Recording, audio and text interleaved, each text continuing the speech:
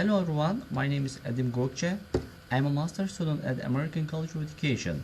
Today, I would like to present a slideshow by giving topics from a traditional perspective and digital learner perspective.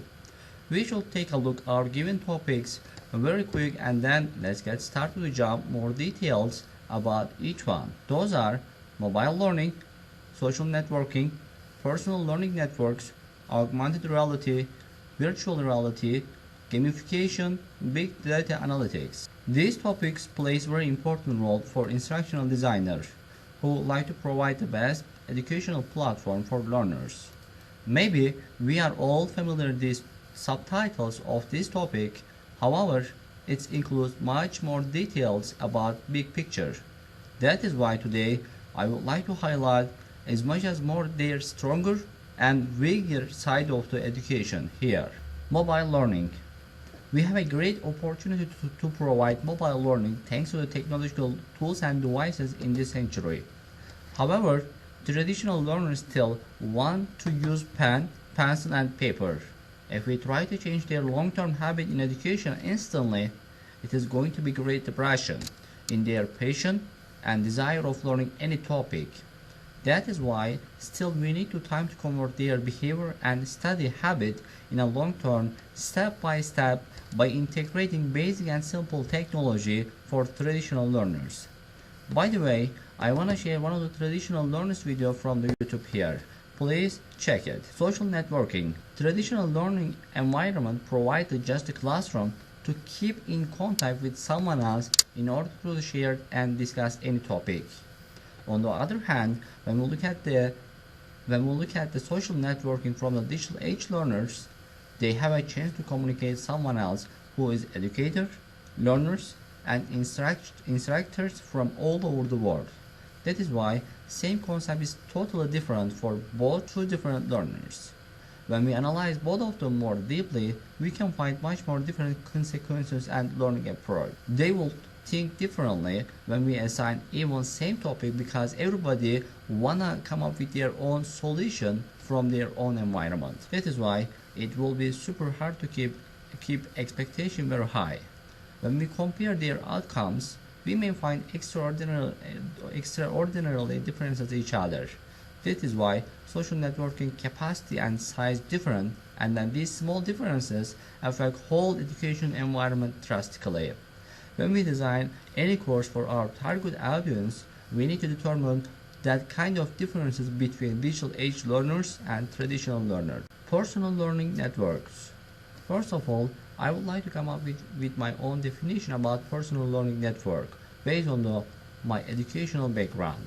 Personal learning networks are a totally unique way to extend our knowledge outside of the classroom environment by using different things which would be Facebook, YouTube, Google, and mother, father, close friend, or someone else who is a good educator.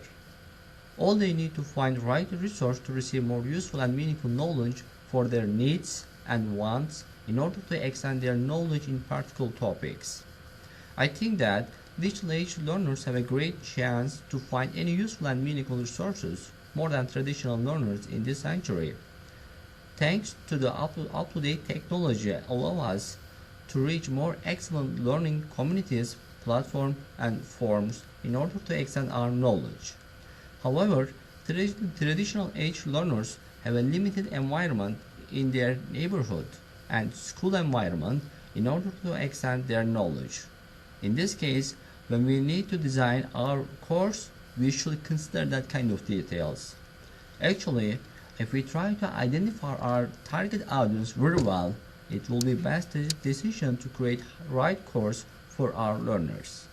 By the way, if anyone wanna get more information about personal learning networks, I would like to share one of the video from the YouTube. Augmented reality. Augmented reality allows us to convert the object into a digital interface in a real world. Especially, it was getting so popular more than 10 years from education to business in order to teach a wide range of different topics for learners. They all happen thanks to the cutting-edge technology. Otherwise, we cannot see augmented reality in our learning environment. That's why it's really hard to see any augmented reality learning environment in a traditional learning environment. all they would like to use pen, pencil and paper.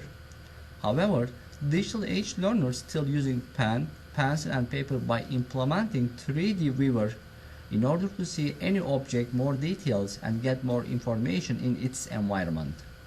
When we compare two different learning environments, we can realize a lot of differences drastically.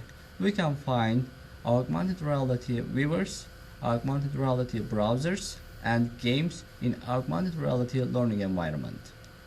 On the other hand, when we quick look at the traditional learning environment, we can just find pen, pencil, and paper in traditional learning environment.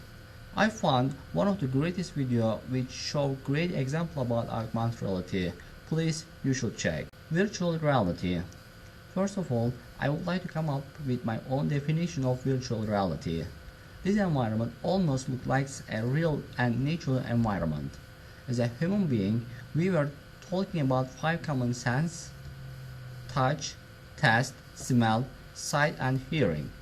We can feel touch, sight, and hearing in a virtual reality environment. In this century, digital age learners are really likely to collaborate these features in their learning environment. This opportunity helps them to learn more effectively and efficiently.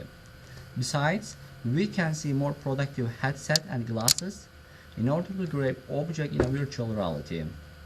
However, traditional learners don't have that kind of option in order to integrate their learning environment. Because of that kind of differences, there is a big gap between digital age learners and these traditional learners in this century. I think that this gap is going to bigger year by year when we implement a new technology in our education. We shall provide more flexible and productive courses in a wide range of different target audience as an instructional designer. Gamification. This term also is getting more popular over the last 5 years. The new generation would like to play a game in a virtual environment. Most of the big companies have already started to design an educational game for learners. When learners play a game, they also have fun during the given time. That is why we can find a more educational game online from all different search engines. It allows us to teach even more complex and hard topic for learners. In this case, digital age learners again feel more comfortable and relaxed when they study their lesson by using educational games. On the other hand, traditional learners don't have that kind of same environment. They can play their game with someone else in their classroom, at school, or at home in order to learn given topics in real life environment. When we look at digital age learners and traditional learners perspective, we can easily realize much more differences each other. Big data analytics. According to Margaret Rose, big data analytics is the process of examining large data sets to uncover hidden patterns, unknown correlation, market trend, customer preferences, and other useful business information. As far as I know from different resources, big data analytics give a new direction for future education. I think that digital age learners have already used this big data analytic process in their education. It is a great way to design more productive and meaningful curriculum for digital age learners by collecting data from reliable different resources. On the other hand, traditional learners cannot collect big data. Even if they collect huge raw data, it will be very hard to analyze them. However, thanks to the cutting-edge technology, we can manage big data by using artificial intelligence. I think that it is not just education field. Most of the big companies consider big data analytic process in order to reach their desired goal as soon as possible. Besides, 2011 Horizon report defines learning analytic as the interpretation of a wide range of data produced by and gathered on behalf of students in order to assess academic progress, predict future performance, and spot potential issues. When we look at this perspective, either we can easily understand there is how big gap between traditional and digital age learning environment. Apparently, it is clear that traditional learners don't have much more great opportunity when we compare with digital age learners. All we need is smart devices in order to enhance educational quality all over the world. However, digital age learners lack a lot of technological tools and devices in their learning environment. I think that digital age learners will have stronger than another one in the near future because it is really hard to stand against the technology. Currently, everything in our real and virtual life is based on the technology. If we want to be successful in this century, instead of escaping or ignoring this reality, we need to integrate technology in our personal and professional life effectively and efficiently. Our society is changing drastically year by year thanks to the cutting edge technology. Technology companies always are producing newer, faster and better one for our society. When they produce a new product, they all occupy in part of our life. That is why technology affects our society drastically more than anything else. If you want to change the society, we should consider media and technology. That's why traditional learners need to change their study habit, otherwise it is most probably harder and harder to reach their desired goal like a digital age learner. As I mentioned before, the technology is power and it affects each part of our community drastically. That is why always should try to control technology instead of anyone and any community, because all reliable resources show and tell us if you want to make a big difference in our community, we should use technological power in order to affect our target audience.